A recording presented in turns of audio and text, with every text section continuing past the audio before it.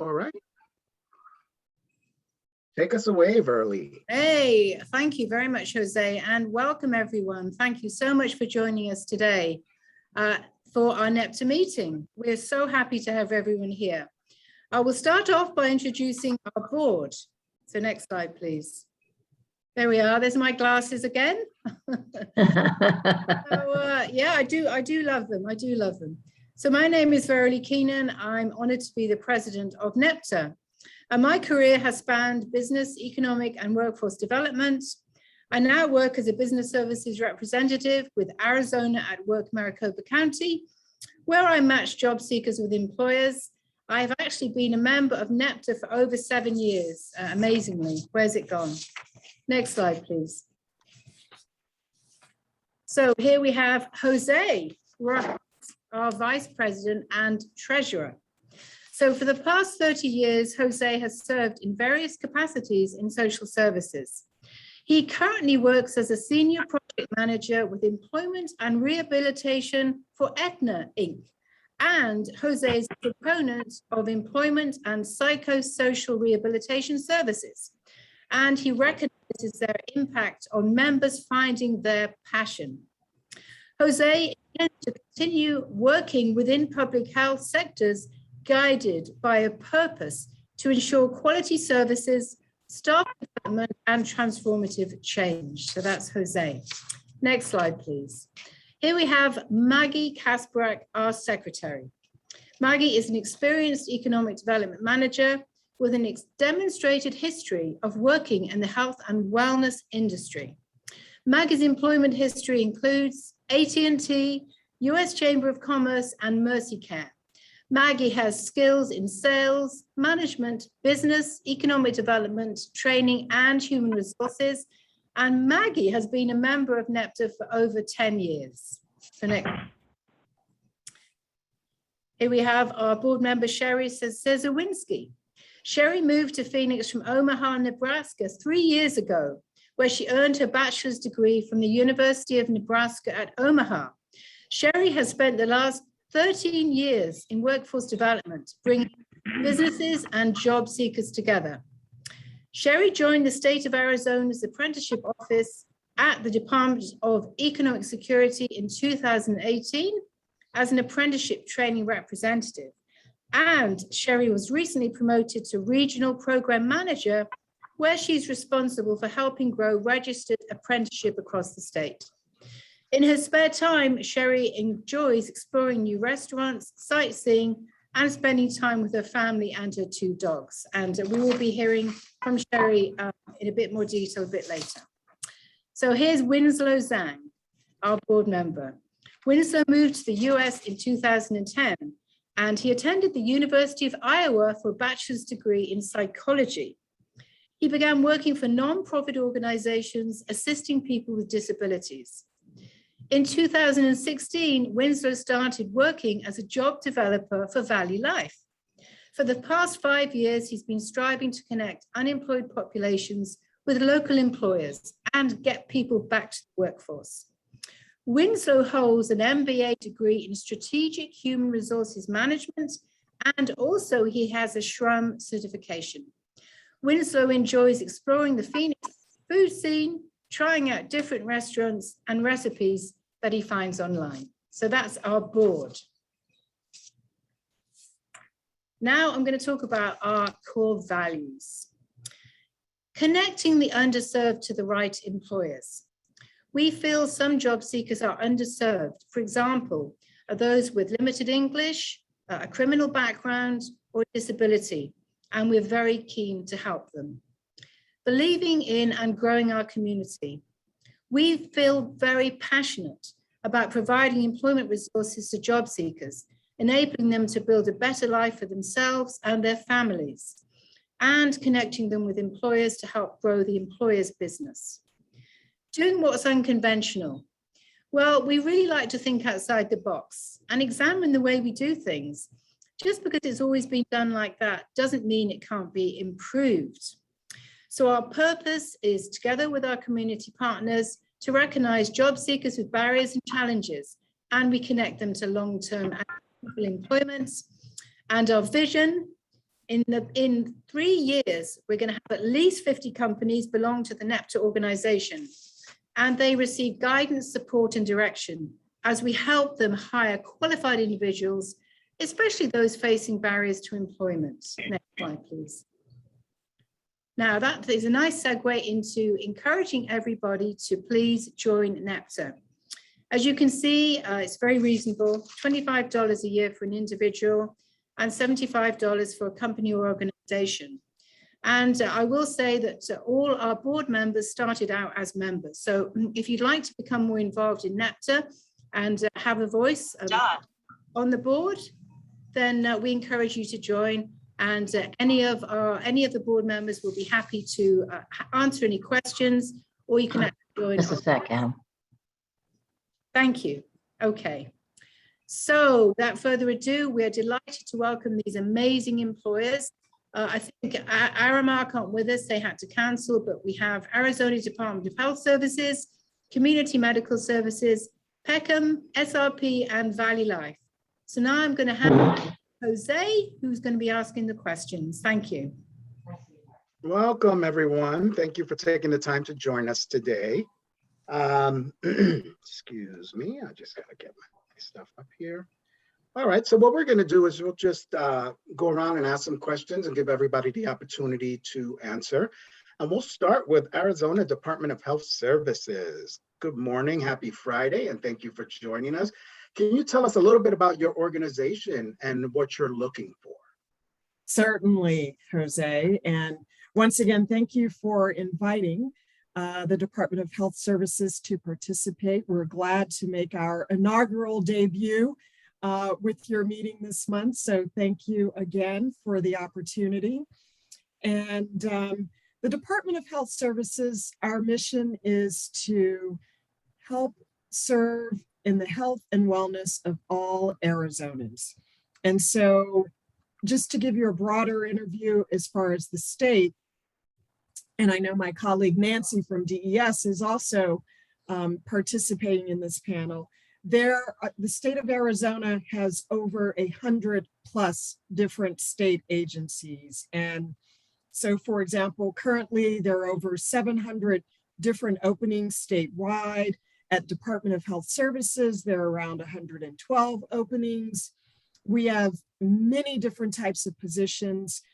For example, health program manager, psychiatric nurse at the Arizona State Hospital, security officer also at the state hospital. We have procurement manager, chaplain also at the state hospital, public health scientist here at our main location, epidemiologist, suicide prevention program manager, office chief senior, accountant, and this could be for grants or, you know, more related to auditor type of positions. So there are many different areas from disease prevention, intervention, prevention, preparedness, the whole gamut.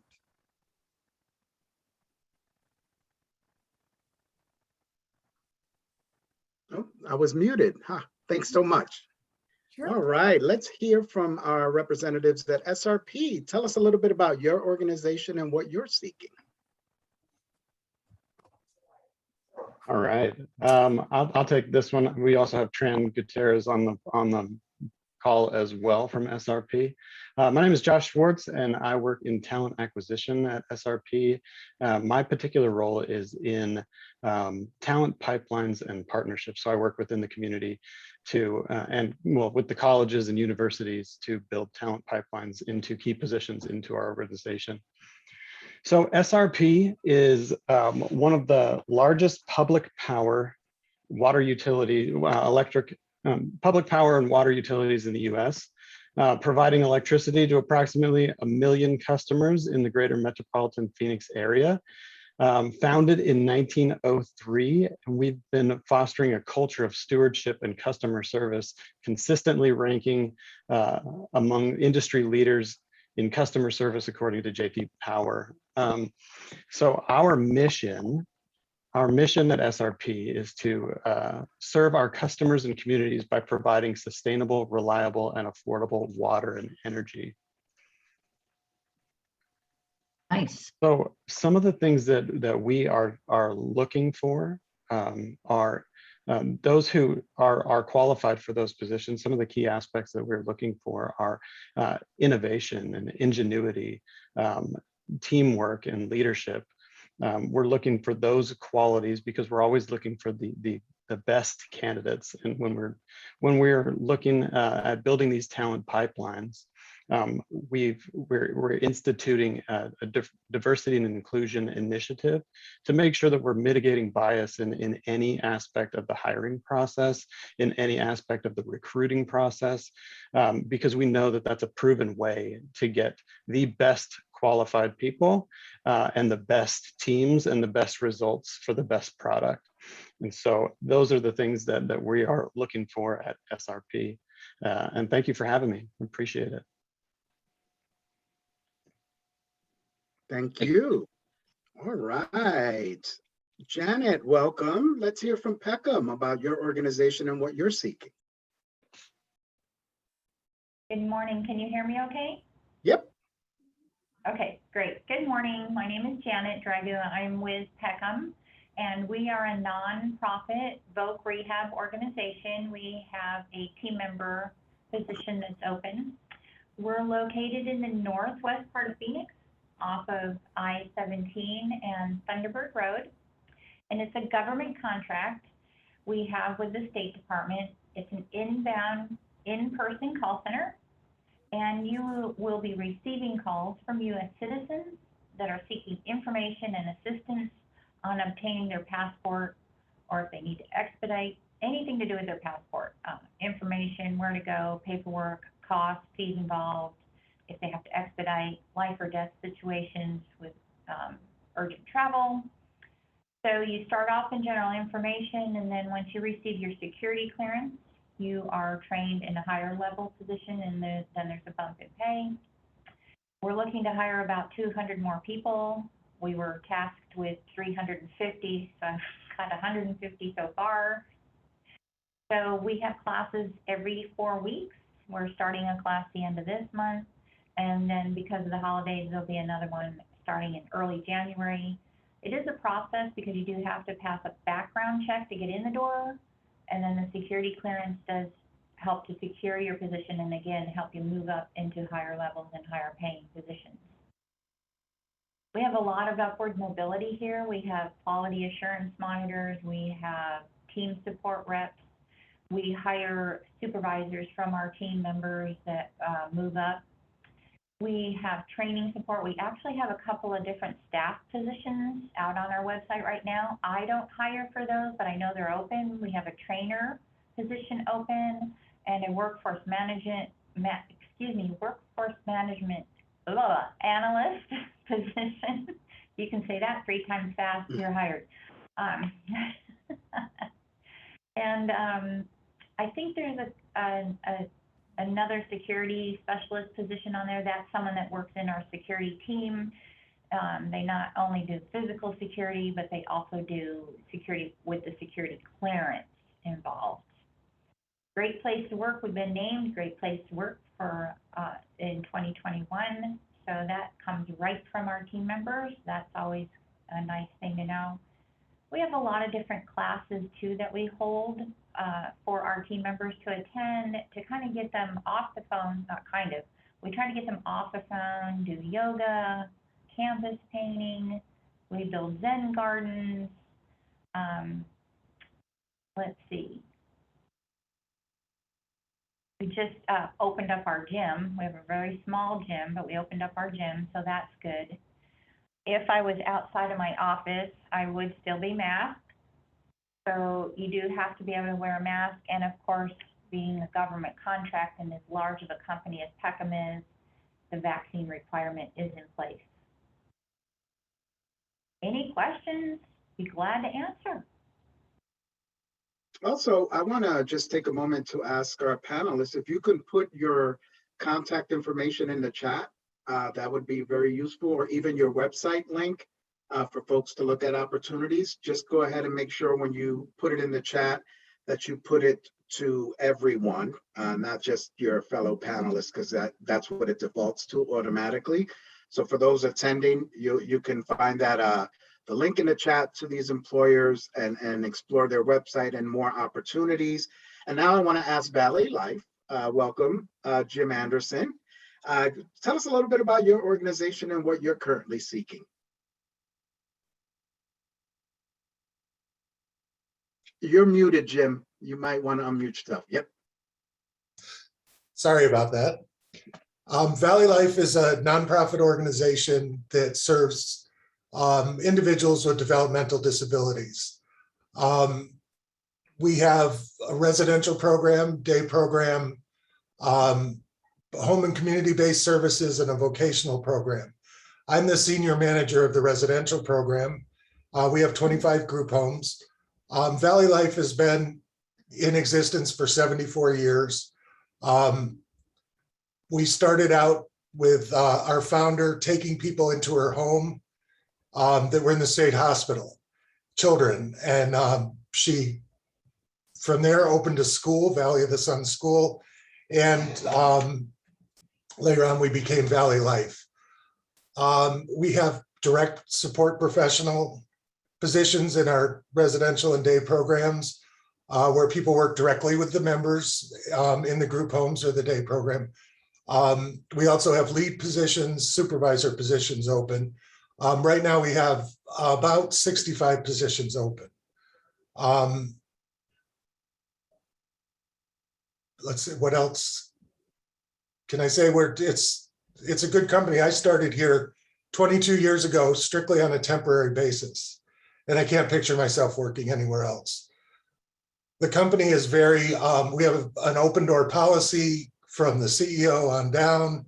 We have people available 24 hours a day if staff need to get a hold of them. You know, we really are staff centered and focused. You know, the members are our number one priority, but staff is definitely number two. Awesome. Thank you so much, Jim, for that. Winslow, I want to offer you an opportunity in your dual role today as a Netpa board member and also as an employee of VALLEYLIFE. Do you have anything you want to chime in regarding VALLEYLIFE? Well, I think Jim answered it pretty well. I just want to add that based on I've been working for VALLEYLIFE for 5 years now, and I really like the company. I think the manager has been very supportive of their employees. And as Jim said, that we get a chance to speak it's an open door policy. We get a chance to speak with our CEOs, you know, like if you have problems that you can basically talk to anyone. So I think that it's a really good company to work for, definitely. Well, thank you so much for that, Winslow. Janet brought up a really good point earlier regarding COVID and vaccination. I know Peckham deals with federal contracts, so they have a vaccine mandate for their employees. I'm going to allow each of the employers to talk about your COVID protocols, because I know our job seekers have some concerns regarding vaccine mandates and what you're practicing at your sites. So we'll start with Department of Health Services. If you want to fill us in on what your stance is on that, the direction you're going around COVID-19, please. To be honest, Jose, I am not extremely well versed in that area, but I'm happy to obtain some information and get back to you. I can speak from the seat of working in the building, our main building, which is on 18th Avenue. And, you know, for example, there is signage throughout the building that masks are strongly encouraged for those who are not fully vaccinated. There aren't a lot of employees who are working in our main building right now. For the most part, the state is remote. I believe it's something like 99% of the positions are remote, with the exception of those that are, you know, more in the correctional venue or law enforcement, vital records. For example, the state lab, I know that, you know, there's certain areas of the agency that do come in every day. But for example, where Monique and I are, there aren't too many employees. Many employees are working remote. But I am definitely happy to obtain information and share that with you and the rest of the board members, so that you have that information for anyone who is curious to know more as they're seeking employment opportunities. Well, thank you for that. I'm sorry, the sun is coming in. So it's time to adjust the blinds really quickly. Great, well, thank you for that. And if you can get back to us with information, that would be helpful. And then I'll go to SRP regarding COVID-19. What are your current protocols and what are you doing as an organization? Sure. Currently, SRP is not mandating the vaccination. It is highly recommended. Inside, everyone is to wear masks and maintain proper social distancing. And that even includes, even in our training classes, our trainers have to wear their masks even when they're training. So even in cubicles, folks are wearing masks. Outdoors, those who are vaccinated may remove their masks as long as they're maintaining good social distance. Anybody can remove their mask while they're actively eating. And then one of the other major protocols that we have in place right now is that the majority of our workforce is still working from home. So we have a lot of folks who are on a full-time telecommuting schedule or a hybrid telecommuting schedule. The folks who are still working in the field are able to go into the office. They're also able to work out in the field. They don't have to work from home. And that will be in place probably until middle of January is what we're looking at before we start to lift that unless things change. So there's a lot of telecommuting opportunities. Remote work is available at SRP for the time being.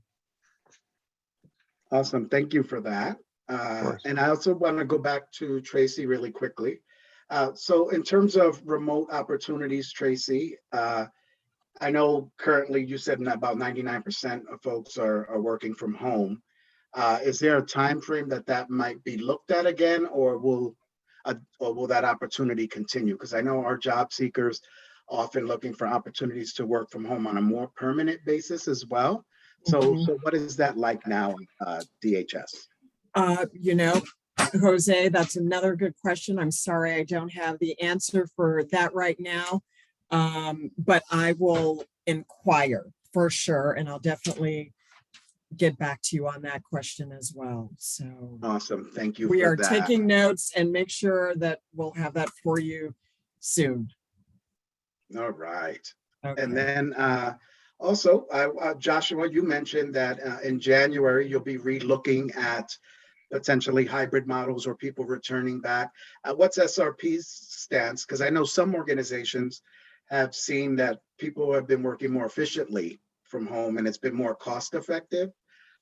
What's SRP's plan? And you may not know in terms of long-term looking at that for their workforce. Yeah, I actually do know. So we are looking at that long-term. We actually have in place a telecommuting waiver so that folks can get permission to either work a hybrid schedule from home or telecommute full-time if their position and their management allows for it. There are positions that don't allow for it, and there's managers that prefer that telecommuting doesn't take place, but a lot do. And you're right, we have seen a lot of efficiencies, especially time, right? We get a lot of time back from not having to go from building to building, not having to, get on the road and go to different locations or travel between the offices, and sharing space, meeting space with others as well. This virtual environment has helped us in that way quite a bit. Awesome. Well, thank you for that, Joshua. And now I want to give Tran an opportunity to talk a little bit, because when we talk about potential job seekers, I understand that SRP has an apprenticeship program. Can you fill us in a little bit about that program and what you're using it for? Because I think that might be really enticing way for some of our job seekers to enter the field. So why don't you tell us a little bit about that, Tran? Absolutely. Thank you, Jose. Yes, and I'm Tran Gutierrez, apprenticeship administrator at SRP. SRP has 14 apprenticeship programs currently that are registered with the state of Arizona and DOL. Right now, most of those apprenticeships are available only to existing SRP employees. However, we do have a couple of apprenticeships that are open to external applicants and are most likely going to be selecting this upcoming year. We have apprenticeships in a wide variety of trades. I won't list them all because there's a few, but anything from like electrician, line worker, a meter installer. And then also like construction maintenance worker. So there's a lot of opportunity there if you're interested in getting into the trades. But for the external applicants, we are going to be having bids posted externally or openings posted externally at the beginning of February, or actually January 31st actually will be the actual opening date, but they'll run for 2 weeks, and those are open to any qualified external applicant. Usually the main thing to keep in mind are the physical requirements, because they are pretty physically strenuous jobs, and then also the educational prerequisites that are involved. So and that'll all be listed on the openings. We'll also have information packets that kind of go through what the selection process looks like. But yeah, there's definitely a lot of opportunity if you're looking to get into the trades. Awesome. Thank you so much. Jose, can I chime in on that? Just Sure. one thing that Tran had mentioned was that a majority of the labor side of our business has apprenticeships that we only select internally for. And that is true. However, we select from some major talent pools within the organization that are at the entry level. So there's a trades helper pool, and we hire a few times a year, 30 plus trades helpers, temporary trades helpers into different areas. So those are jobs to look out for if you are interested in coming into SRP for an apprenticeship. And then our residential contact center is another one where we hire twice a year, sometimes 3 times a year at 30 plus folks at a time. And so those are great opportunities to get your foot in the door. But take a look at srpnet.com at the careers page and look at some of those entry level positions and put in your application, because it's a great opportunity. Thank you so much for that, Joshua. Let's go with Janet. Janet, same question. In terms of COVID-19 and hybrid models of work, or working on-site, off-site, what's Peckham doing? Well, I wish I could offer off-site. That a lot of people want that, and I don't blame them. As a recruiter, I'm able to work off-site, but that's the staff thing. I don't work taking personal information from callers that are looking for help. So it is on-site, in person for now. It may change down the road, but I wouldn't guess that would happen too soon. Okay, thank you so much. And VALLEYLIFE, Jim, tell us a little bit about the different kinds of scheduling and models that you guys practice. Well, we have flexible scheduling. We try and accommodate people's personal schedules. We realize that a lot of people that work for us have to have other jobs. Not everybody, but some do. So we try and work around that. We are, all of our positions are direct care, even our management. So there's no remote. We're all hands-on and we're in our areas. We're an essential business, so we have been throughout the pandemic. We couldn't close, of course, when the pandemic hit, and still we have the safety precautions. Temperatures are taken when people enter every area. People that are not vaccinated are required to wear masks. The members that we serve are 99% vaccinated. So staff coming in are working they're doing direct care with people that that have been vaccinated. So that's a safety measure. We don't mandate vaccinations right now, but we are following the CDC closely. And of course, whatever mandates come out, we will follow. as they, as they're issued, so. I think I just want to add that I think with the caregiver position, there was a lot of like flexibility that for people who are interested. And I think for corporate, it's still generally 85, 95, that schedule, so. Awesome. Thank you for that, Winslow. So my next question to our panelists regards members with barriers or challenges. Talk to us about your organizational stance on maybe hiring folks with criminal backgrounds or folks with disabilities, and what your organization is striving to do with that. And again, we'll start with ADHS.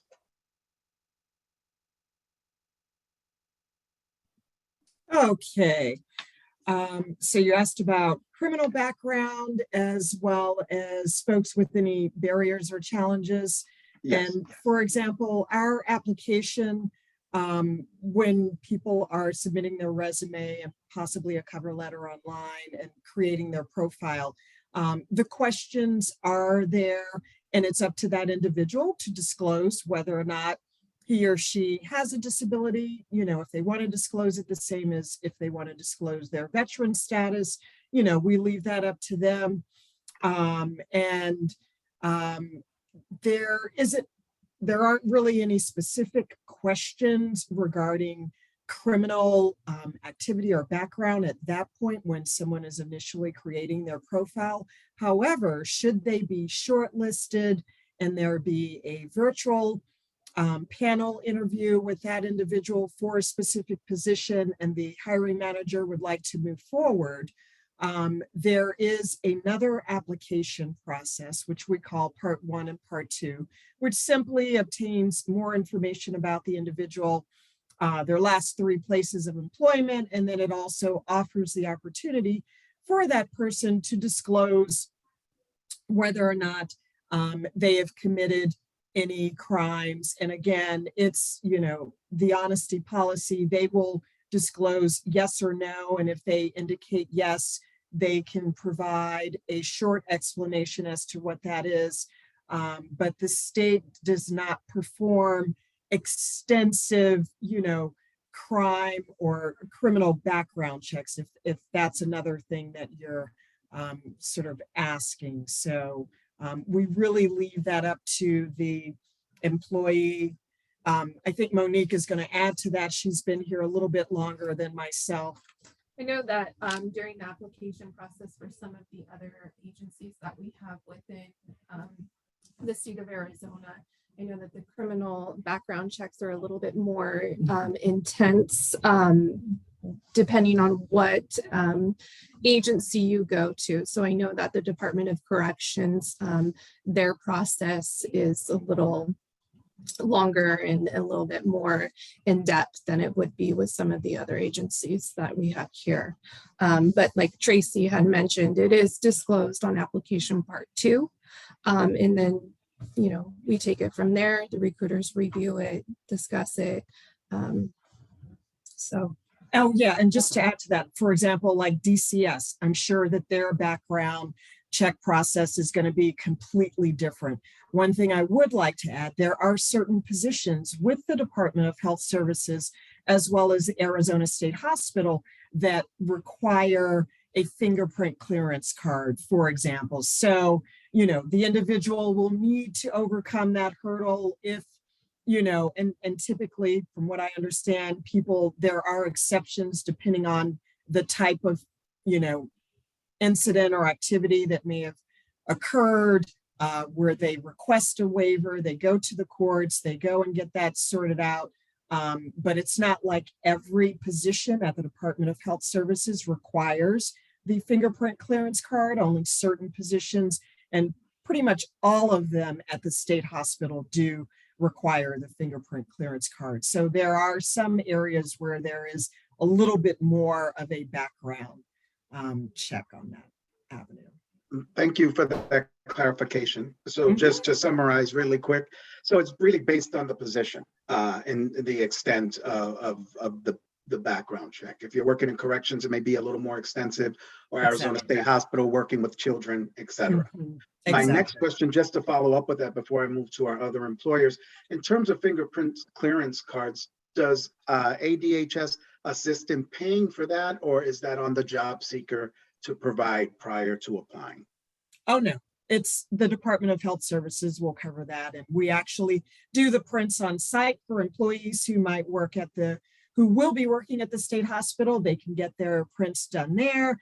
For employees that will be working here or in the lab, here meaning our main building on 18th Avenue or the lab, we'll do that on the first day orientation. And so we actually assist that new hire with the prints, with the application process. It's a cost that's absorbed by the agency. It's not a burden to the individual. Thank you so much for that. Mhm. All right. VALLEYLIFE. Why don't you let us know in regards to hiring individuals with various challenges, criminal backgrounds, disabilities? What's your stance on that? We definitely hire people with disabilities. I'm a person with a disability myself.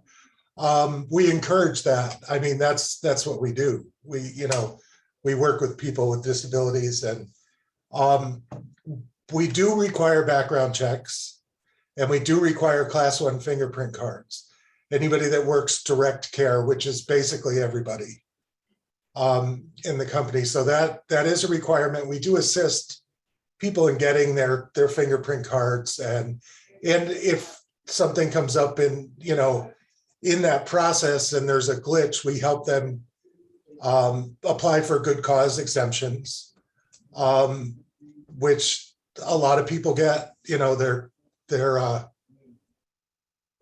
helps a lot, that because a lot of people were charged in the past with things that don't pertain to now, or they've matured, or and unfortunately a lot of times it's something that happened 10 or 20 years ago that affects them now, and they're with help, the good cause exemptions have been coming through a lot. So we do help them do that.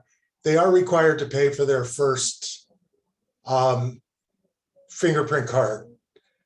We do payroll deduction to cover that. After that, once they've been with us, they have longevity, we pay for the renewals of their cards. Thank you for that. SRP, same question. So Tran, you're going to have to jump in on this on the apprenticeship side, but I will say I'm answering about criminal backgrounds as well as disabilities, correct? Correct. Okay, so yes, we absolutely do hire folks with a criminal background. And it's a lot like Arizona Department of Health, where it's dependent on the type of position and the type of background. So we do run a thorough background check for every position coming into the organization. And depending on the safety level of that particular position, you may not get it, but there are several positions where you might. And we also have some initiatives in that arena as well. So talent acquisition, talent management specifically is looking at working with prisons actually and their vocational programs to start hiring once they are released from prison on work release and things like that. And so, yeah, we're very inclusive that way. Part of our diversity and inclusion initiative includes that, as well as those with disabilities. So all of our recruitment staff is trained and on ADA. And then we also went through some training on recruiting those with disabilities and different ways that we can be more inclusive in that. So we're certified with those credentials to be able to be more inclusive for those with disabilities. And then one thing that I would also like to add is that we just added a new employee resource group called Abled and Disabled allies partnering together. It's called ADAPT. And so that's a group of employees that meet together on these types of initiatives to help the organization to become more aware and more inclusive and get different tools and practices and procedures in place to promote that. Thank you for that. Trent, do you want to fill us in on the apprenticeship side? What that looks like? Yes, but not before giving a big thanks to Josh for having so much of the awareness of the overall hiring process, because I'm in my apprenticeship world. But but yes, just to add to what Josh said in reference to apprenticeship, some of our apprenticeships do have either a CDL requirement or a valid driver's license requirement, so that can kind of in a roundabout way be affected depending on what the criminal background is. But to go along with what Josh said, it is based on, you know, the actual crime and, you know, the safety level of the job. That can be a determiner there of whether or not somebody qualifies for an apprenticeship. The other thing in reference to disabilities is there are accommodations obviously available. But one of the things with the apprenticeship positions is that there is a physical agility test requirement for many of our apprenticeships that could possibly be something that may disqualify somebody depending on what the disability is. Thank you for that.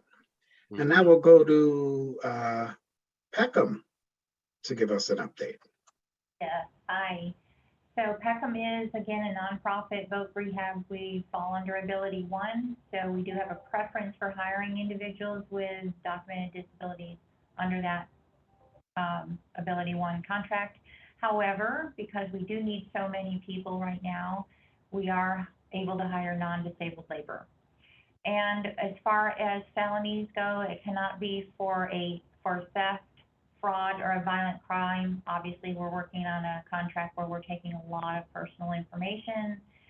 So there are misdemeanors that, you know, that's all on a case-by-case basis. It really is dependent upon whether they can pass that initial background check, but no felonies for those three: theft, fraud, or violent crime. Thank you so much.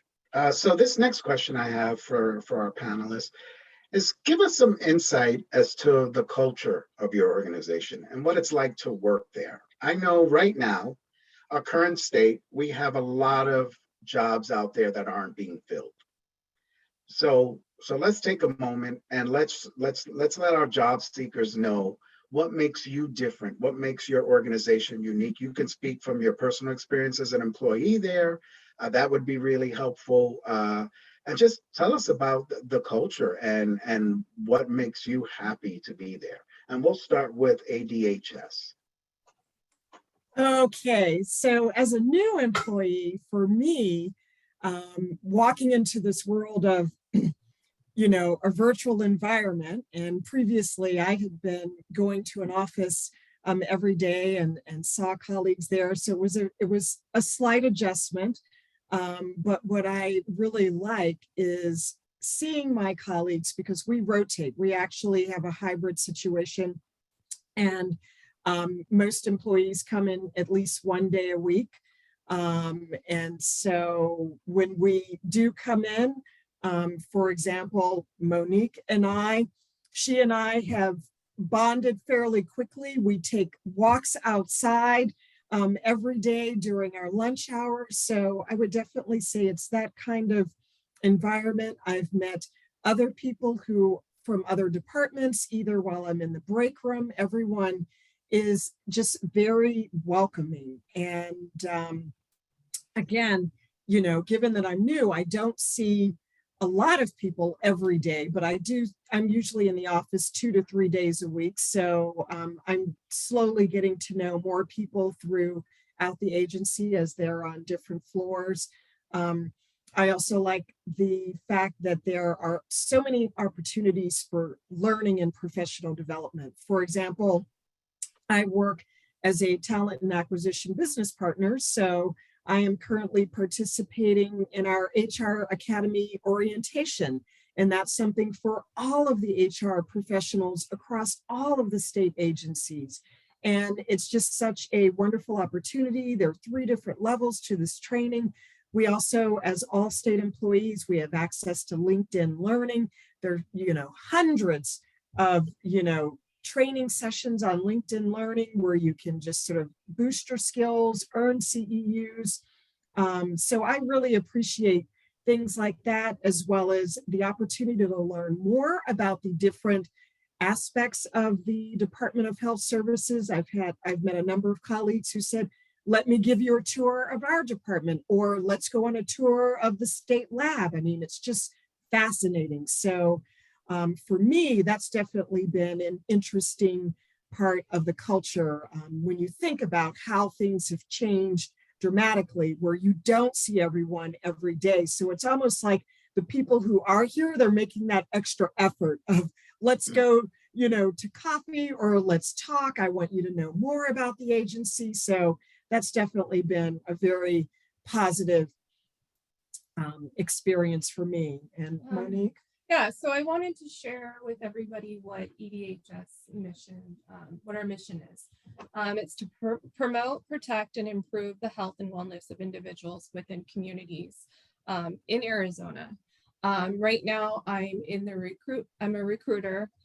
So for me, I feel as though my role is huge. I'm able to help succeed our mission. So I'm looking for those individuals that have their health scientists, or their epidemiologist, or they're part of the immunization group, which then goes out into rural communities within Arizona, and we're able to share information. We're able to get children vaccinated.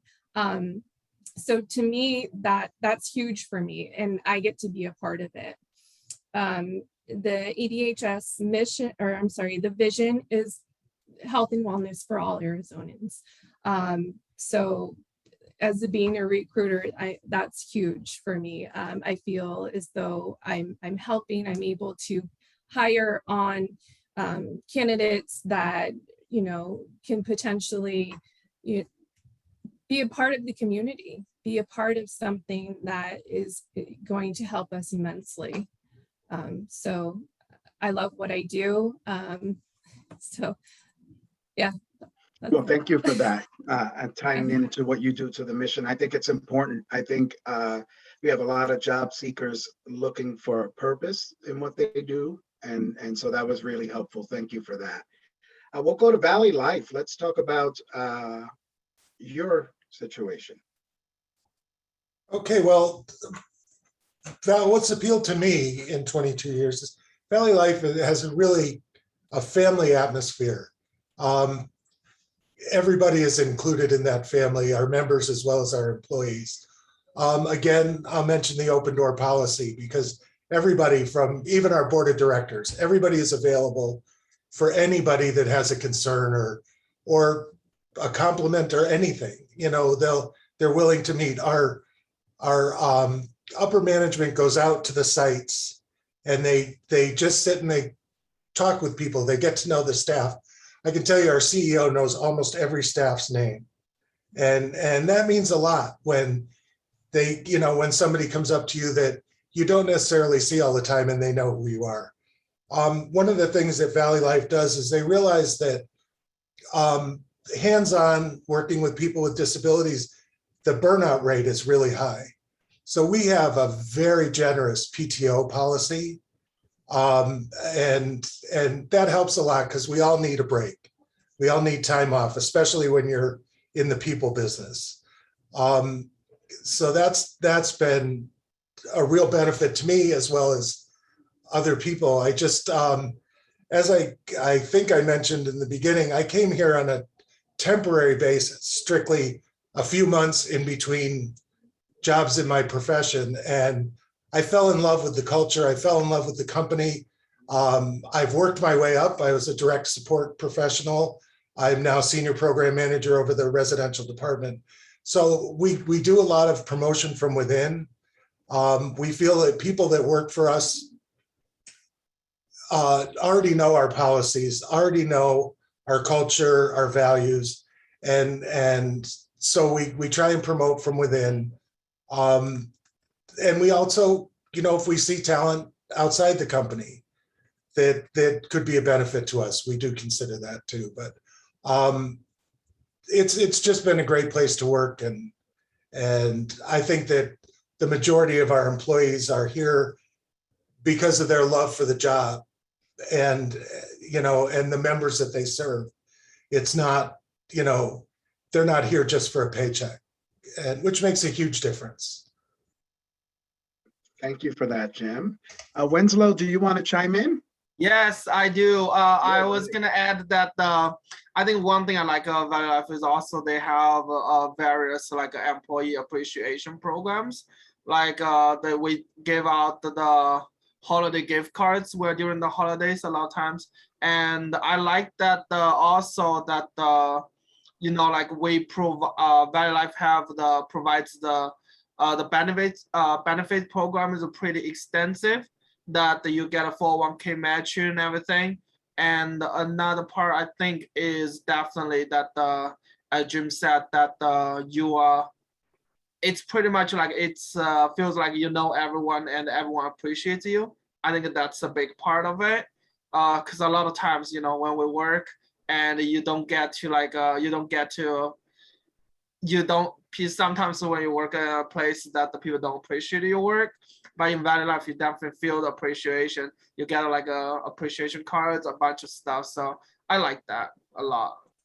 Awesome. Thank you so much, Winslow. SRP, you're up. Tell us about your culture and what makes it unique to be an employee at SRP.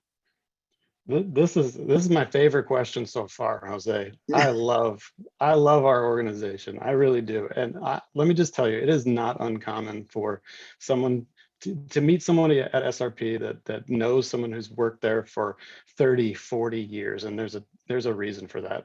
And Jim, you touched on it with VALLEYLIFE too, is we always say, and I heard this 7 years ago when I came on board with SRP, that it's a family-like atmosphere. And I was like, all right, we'll see. We'll see.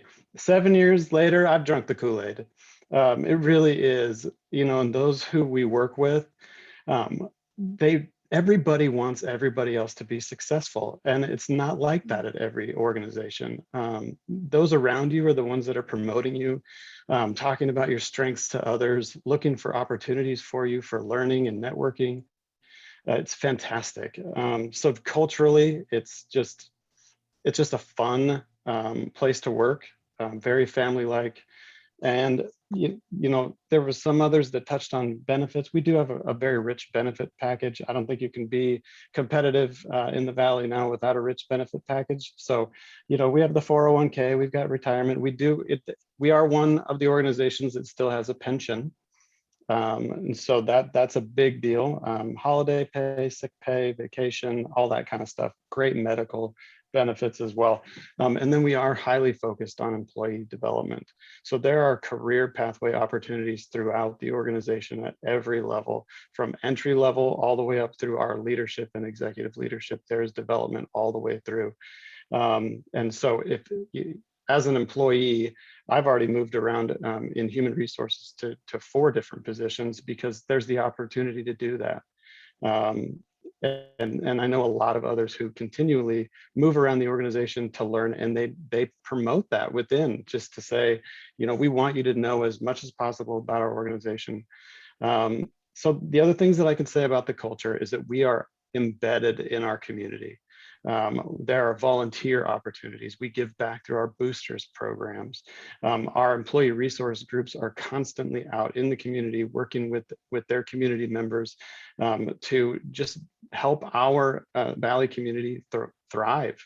I go to a lot of events, with my family and things like that, and I see SRP, those trash cans out there. I feel like we're at like every event. It's like we're competing with APS for trash cans or something. But we are embedded in the Valley when it comes, because we feel like we're a part of the community. So, I can't say enough. I could probably go on for about an hour talking about how cool it is to work for SRP. Tran, you have anything else? Thank you. Well, just to add a little bit and referring specifically to apprenticeship, the culture within our field groups and those working in the trades, they love the work that they do. They're very passionate about their trades. When you work with our journey workers, people who have been through apprenticeship, they love passing down that knowledge. They love telling me about it, even though I don't quite absorb everything that they're telling me about what they do. But they love sharing that knowledge. It's very much about the love of the work that they do, and so they're very passionate about it. They love passing down that knowledge to our apprentices, and you meet a lot of people from a lot of different backgrounds, and just it's very diverse that way. And yeah, they have a love for what they do, so it's very cool to see. Well, thank you for that. All Jose? right. Yes. Oh, could we add one more thing? Because I've heard people Absolutely. mention benefits, Absolutely. and so I didn't want to be, remiss without mentioning that. And something that the state of Arizona has is an excellent comprehensive benefits package, and there are affordable medical and dental and vision plans. There's 10 paid holidays per year. There's a wellness program. For example, that's our health impact program. And if you earn a certain number of points, you get a $200 bonus just for, participating in walking challenges or daily challenges, that kind of stuff. There's life insurance, of course. There is also an award-winning infant at work program for new moms. There's credit union membership, a transit subsidy, and there's also a student assistance program where there is educational assistance provided, and you can simply submit an application for that and be considered. There are also opportunities. I know our colleague from SRP mentioned, sort of volunteer opportunities within the community. That is also an option here. I just saw some signs downstairs in our lobby. There's a big volunteer effort to partner with St. Mary's Food Bank, where employees can volunteer for 4 hours that day, and they're also compensated while they're volunteering those 4 hours, as long as they get supervisor approval, that kind of stuff. So there is also a pension program.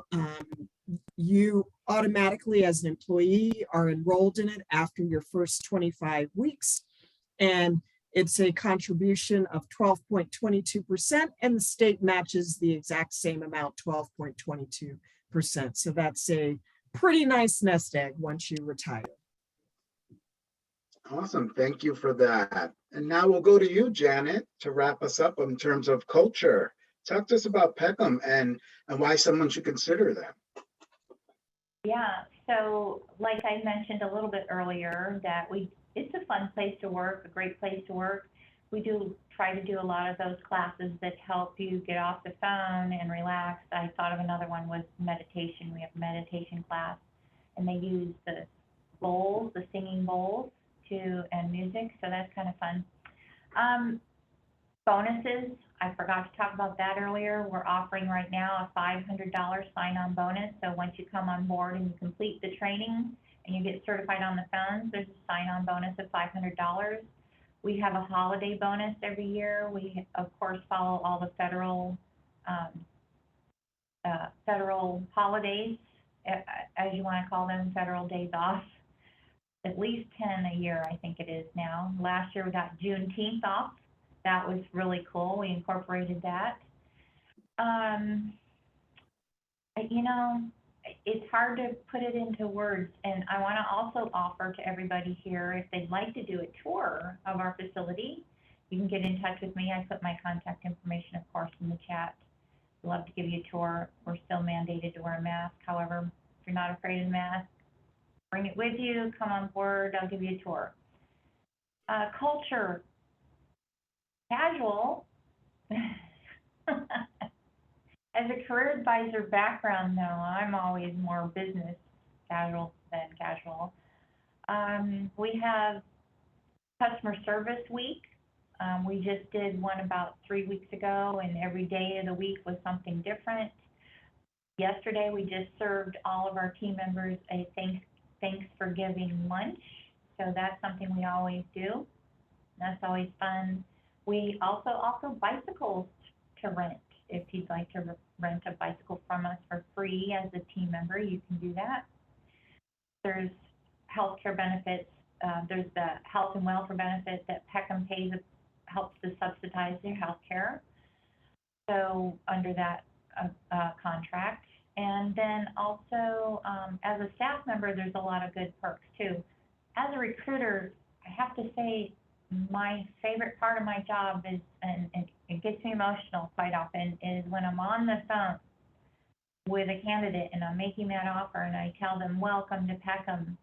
And sometimes it's their first job, and sometimes it's their first job in a really long time because of their abilities and what has happened with their life and their barriers to employment. So I have to say I am favored in being able to do that. So what can I say? That's awesome. Thank you so much. All right, I'm looking at the time, just keeping one eye on the clock and one eye on this. We could talk for hours because this is such great stuff. But I want to sort of put a nice little neat bow on this. And what I want us to talk about now, because a lot of job seekers are concerned, because the information that we get is that sometimes employers aren't calling people back. People are applying, sometimes they don't go call back. So what I'd like each of our panelists to discuss is just, let's talk about your application process. How long does it take? What can somebody expect about that process, and what, and what that's going to be like for them? And we'll start with ADHS and then we'll move along. Okay, so the application process, the candidate would simply go to our main website for all of the state jobs, and they can select from the drop-down menu, Department of Health Services, DES, whatever agency they may be interested in, and they will complete an online profile, and it asks for basic biodata information like their address, phone number. They can upload a copy of their resume. A cover letter is optional. The resumes are reviewed by recruiters. So for example, if they were applying for positions here at Department of Health Services, it would be Monique, myself, as well as 3 other colleagues, depending on our areas of responsibility. We'll review that resume to make sure that the candidate meets the KSAs and selective preferences, and they will be dispositioned appropriately. So they would either be shortlisted, meaning they meet all of those KSAs and selective preferences, or if they were not, they would also receive a notification via our applicant tracking system, which tells them that they were not considered further for this particular position, but it also encourages them to continue to look for other jobs with the state of Arizona. And if they are selected or shortlisted, then the hiring manager will take a look at that resume and determine if they want to move forward with a phone interview. And if they are going that route, then they will be contacted directly by the hiring manager. It's usually a short phone conversation with 5 to 7 questions, and then the hiring manager will decide if he or she wants to move forward with a virtual panel interview. Depending on the position, the interview could also be in person. I have also personally sat on panel interviews for some of our positions. Sometimes a candidate is requested to facilitate a presentation or to complete an exercise or to complete the predictive indicator. So again, depends on the position. If they make it through all of that process, then an offer will be extended, and usually it's a verbal offer first and then a formal offer where the candidate is sent a letter through our applicant tracking portal system, and they accept that offer, they complete the onboarding task, and after that they'll attend, they'll be scheduled for our first day orientation, and that's when they'll meet their supervisor, learn more about Department of Health Services. And then there's a second part to that orientation which they must complete within the first 30 days. That's called new employee orientation, and that's usually about 4 hours. So the entire sort of, I guess, interview process, if you will, the before they get to, actually becoming an employee, that process could be anywhere from 2 to 4 weeks, depending on, the number of candidates who the hiring manager may want to phone screen or call in for virtual interviews, that kind of thing. So, but it's on average anywhere from like 2 to 4 weeks. And we also conduct reference checks. The references are typically with a current supervisor, any former employers, and we as recruiters are just asking several questions that are related to, their performance, attendance, their duties and responsibilities, how well they performed in that job. And that's the extent of that conversation. And then we share that information with the hiring manager. Moni, do you want to add anything? Did I miss anything? I don't think so. Okay. All right, so just to summarize, the KSA, for those who might not know who are listening, knowledge, skills, and abilities, right? That's what we're referencing when we talk about KSAs. Yeah. And then also, so we're looking at a 2 to 4 week process. If you apply for ADHS, it can go anywhere from 2 to 4 weeks before you're board on, depending on where you fit in their process. So thank you for that. Let's go with SRP. Fill us in on your process. All right, I'm gonna put the application process. I have a short version of that. I'll pop that into the chat for you. But yeah, so to apply for positions with SRP, you first have to complete your talent profile. And so you would go to careers.srpnet.com and click on the view profile button. That's in the top right corner of the page. And then if you're not already a registered user, you would need to click to create an account. Once you've completed your account registration, you'll be able to upload your resume and cover letter and complete your work and education history. And then at that point, you're able to submit applications for jobs that you are qualified for. So that's the basic application process. We also have an applicant tracking system, and our recruiters follow that very carefully. So once a job is posted, we communicate directly with our hiring manager and supervisor as to what they're looking for. I will be completely transparent. There are at times knockout questions because there's very specific things that hiring managers and supervisors are looking for. And so to answer your question, Jose, about will you get a call back? You may not get a call back, but you will get a message. So either a text message or an email will be sent to you throughout the process, whether you are declined or whether you are moving on in the process. Once you are to be interviewed, you've been selected by a hiring manager to be interviewed, you will receive a call, and that will be by the recruiter who's in charge of that. And so that process right now, the large majority of our interviews are done virtually. And so that could be a one-on-one interview with the recruiter, depending on the position, or it could be directly with the hiring manager or supervisor, or they could have a panel interview, depending on how they approach that, but it will be done virtually for the most part at this point. We've also instituted the virtual interview where you answer questions and then the panel will come back later and your questions are recorded and they can score those questions as a group and then get back to candidates on where they are falling in the process. So get used to virtual interviewing. I think it's the wave of the future. That would be some advice there. But throughout the process, there is communication. So whether you're going to get an email letting you know you're moving on to the next section or you've been declined, or you're going to get a call directly from the recruiter and at times from the hiring manager or supervisor. Yeah. Thank you. Joshua, if I could ask you really quickly, so what's, in terms of time frame, what's it looking like from completing an application, working your way through? That is really dependent on the position. Okay. because there are skills-based assessments that we do and included in the interview process. There's orientations that are done. Depending on the preference of whoever is hiring, they could go through a multiple interview process.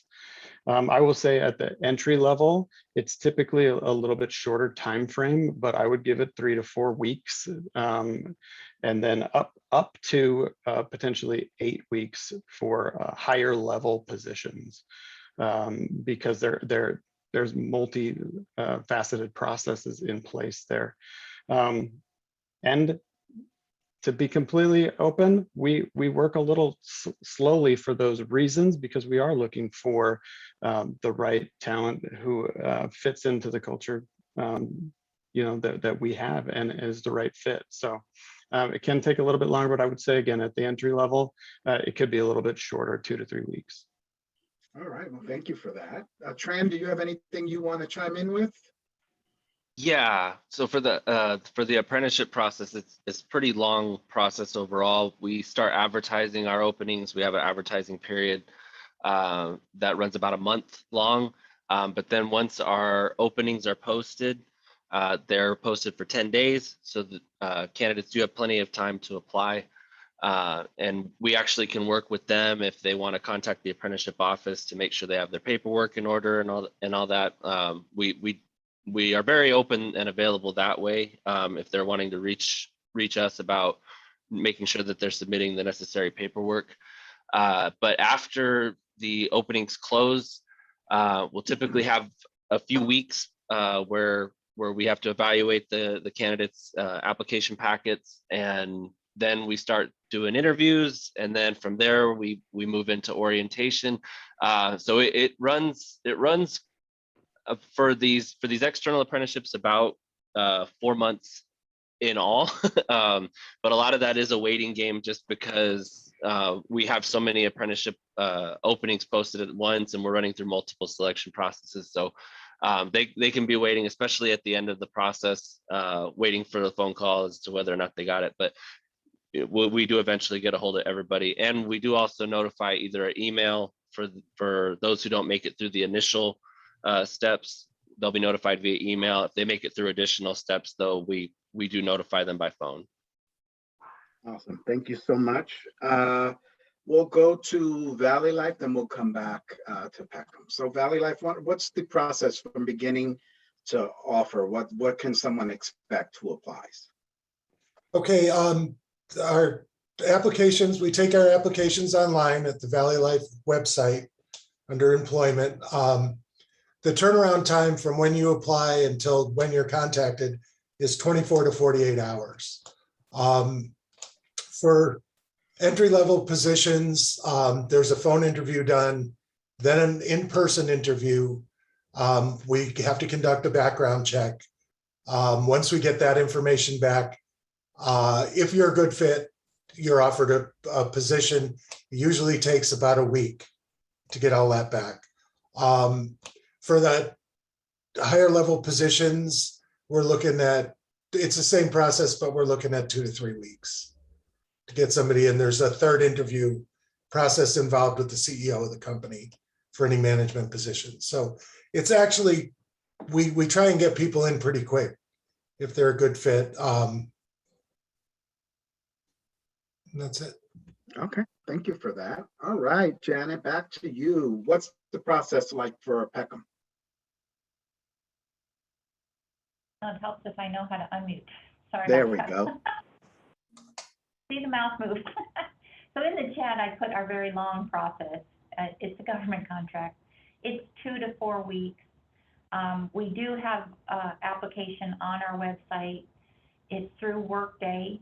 We did have a couple of hiccups 2 months ago with a nationwide job search, 2 of them that we were using that didn't feed into Workday. So now we have that fixed. We're making personal calls. Our admins are on board now making those calls. It used to just be the recruiters doing that, but with 350 people to hire, we had to hire some more staff. So that's the good news. Anyway, the admin will call, do a pre-screen, get them scheduled for their intake and eligibility interviews. Good news is those intake and eligibility interviews can be conducted over the phone as long as they have a microphone and a working camera, or they can use a laptop, or they can come in person, and then they're sent an assessment to do, and they're also sent, after they complete the assessment and pass those 2 assessments, they're sent a link from Accurate. That's the name of the company that runs our background. That could take 7 to 10 business days, depending upon what's going on with that individual applicant. And then once we have a clear all go for that, then we make the offer, and that's when the recruiter calls and makes the offer. Again, we're hiring, a class is already full for the end of this month. Due to the holidays in December, we're not starting another class until the 4th of January, but I already have a pipeline built, and I'd love to have 30+ people in that class. Awesome. Thank you so much. Jose, could we add one more thing? Oh, absolutely. Go ahead, Tracy. Okay, what I also wanted to add, because all of my colleagues on the call have been mentioning sort of time frames or groups when people are starting. We actually have first day orientation every week. So every week at Department of Health Services, we'll have a number of candidates who are starting, who might be working at the state hospital or here at our main building. So it could be a group of, 5 people, or it could be a group of 25. But these first day orientations start every Monday, every week. So just wanted to add that. Thank you so much. Yep. Well, again, I want to take this opportunity to thank our panelists today for this very, very good information. Again, a lot of information is in the chat. So any job seekers that are going to access this video who aren't here today, please check the chat so you can have access to that information. And next up, we are going to have Srp from the Apprenticeship Program share a little bit about her program. So before I do that, Srp, I'm going to make you the host so you can share. All right, you're good to go. Thanks, Jose. All right. All right, let me just get my screen prepared here.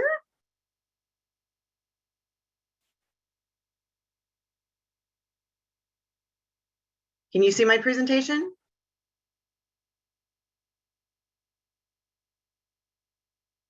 Jose, I can't hear you. Your chat is on right now. Yeah, Oh, that's weird. your presentation came up briefly. It came up briefly, but now we're in your chat. Let's see here. Gotta love technology, right? Yes. Gotta love it. Okay, try this one more time. Oh, here we go. I see. All right.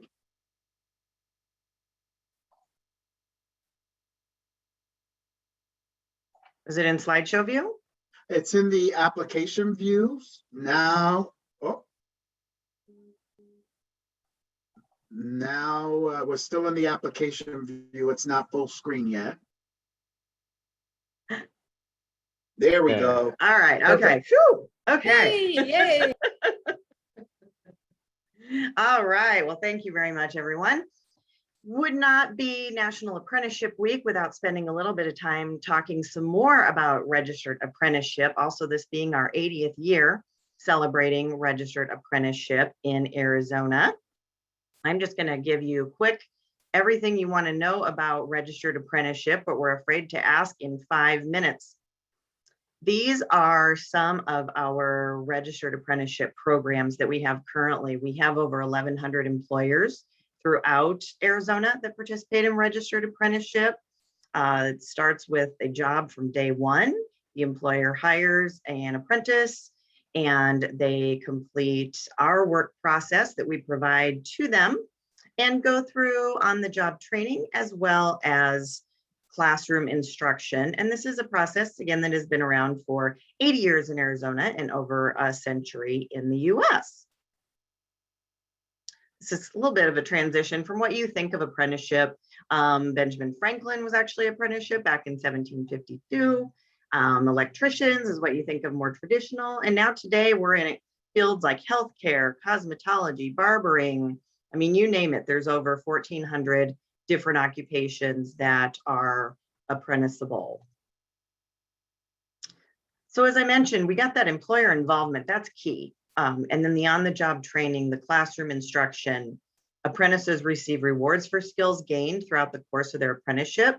And then it ends up, they earn a nationally recognized occupational credential. So apprenticeship's a program for everyone. It's a really great way to help foster an inclusive workforce, because those people that you normally would not be able to attract to a particular employment opportunity because they may not have the money to afford to take a year or two off of work to attend a college training program full-time, they're working for you, learning on the job. So that's a great way to foster that diverse and inclusive workforce. Right now, we're sitting at a little bit over 4,300 registered apprentices in Arizona in about 107 different occupations. 7.7% of our apprentices at work in Arizona are veterans, and 8.8% are females. That's the highest we've had. We were sitting at 7%, and now we're at 8.8%. So I think I like to credit those different occupations that we've added recently to that rise in female participation. This is kind of what the breakdown of industries looks like.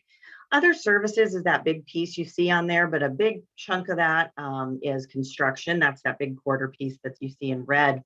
Those other services include things like barbering, cosmetology, dog grooming, just really those different occupations that you wouldn't normally think of when you think of an apprenticeship.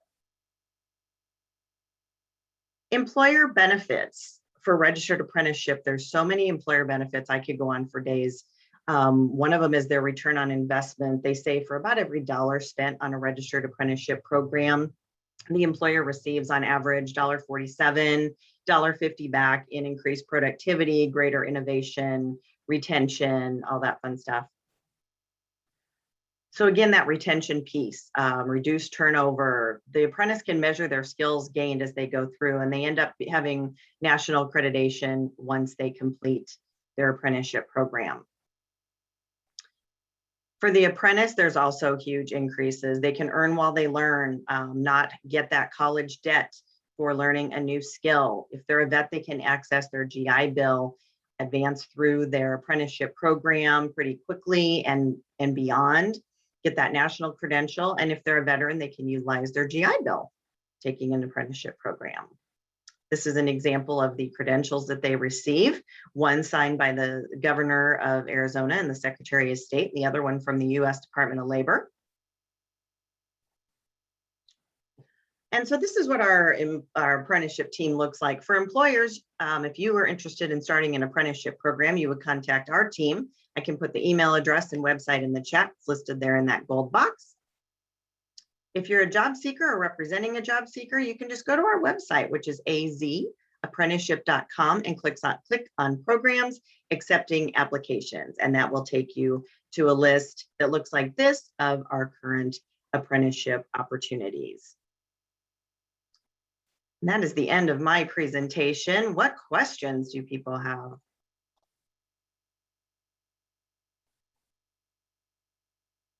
I have a quick question for you, Sherry.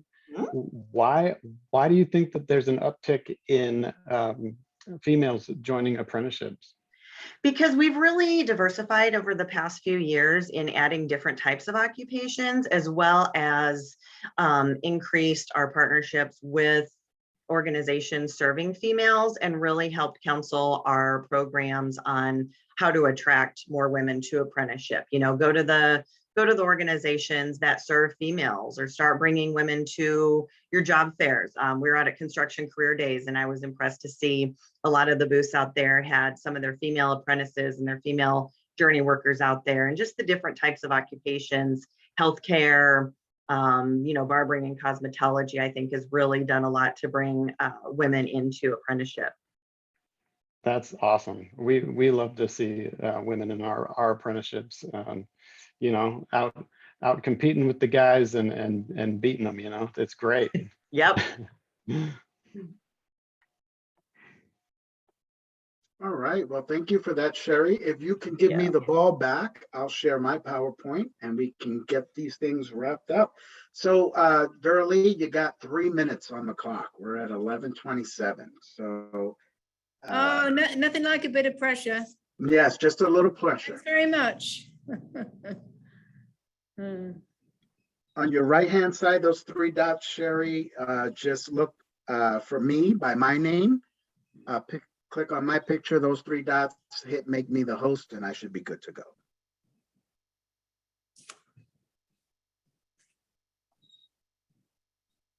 All right, got it. Thank you. All right, Verly, let me get it. Let me get it to where it needs to be, and then it is all yours. Thank you. All right. All right. Well, thank you, Sherry. That was so interesting. And thank you so much to our amazing panelists for joining us today. Amazing information, and we really appreciate you taking the time. So I'm just going to quickly go through a few resources for job seekers and employers. My day job is a business service representative with Arizona at Work. So next slide, please. We are the statewide workforce development network, and we help employers recruit, develop, and retain the best employees for their needs. And of course, we help job seekers throughout the state.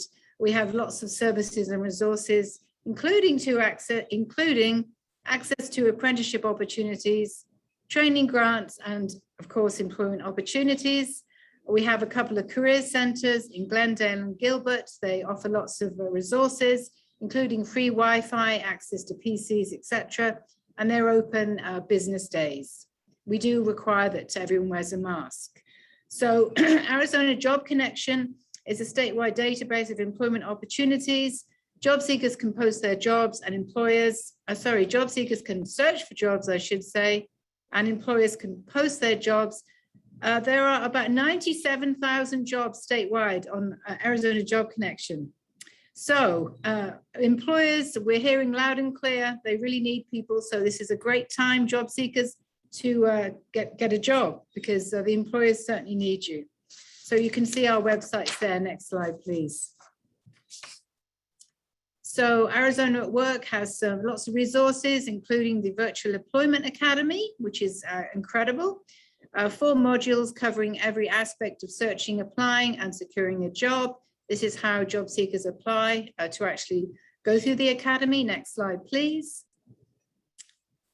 We have a free job blast, lots of jobs and opportunities. So job seekers text AZATWORK to 22828 to get started and have all these resources.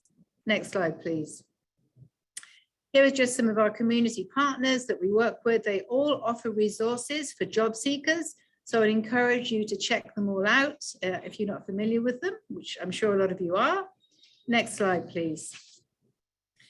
Quickly, some upcoming events, some hiring events. CAS are having a career fair, in-person career fair tomorrow at the HSC campus. They are looking for anyone interested within a career with purpose. So again, they're holding a job fair tomorrow. Next slide, please. A West Valley hiring event is on Tuesday, December the 7th at Estrella Mountain Community College. As you can see, a lot of employers will be there, 25 in fact. So job seekers, I'd encourage you to go along and attend that event. Next slide, please. And Aramark are having a hiring event on Thursday, December the 16th, Embassy Suites in Tempe. They are hiring for a lot of people, including cooks, dishwashers, baristas, and warehouse workers. Next slide, please. Save the date. We're not having an event in December, but we're going to have another employer panel Friday, January the 21st, which will be here before we know it. So far, we have Copa Health, CLC Surface Technologies, and I believe Aramark. So if you or an employer, if you know of an employer who wishes to participate, please do let us know. Next slide, please. So thank you so much, everyone, again. Have a great weekend. Next slide, please. And Netpa would like to wish everybody a happy Thanksgiving Merry Christmas and happy holidays. So again, thank you, everybody. Take good care, and we appreciate you joining us today. Thank you. Thank you. See you. Thank you. everyone. Bye. Thank you I so know, much. thank you. Bye. As a quick. Thank you. Bye. Hi, everyone. Bye. Thank you so much. Bye. Thank you. Oh, it's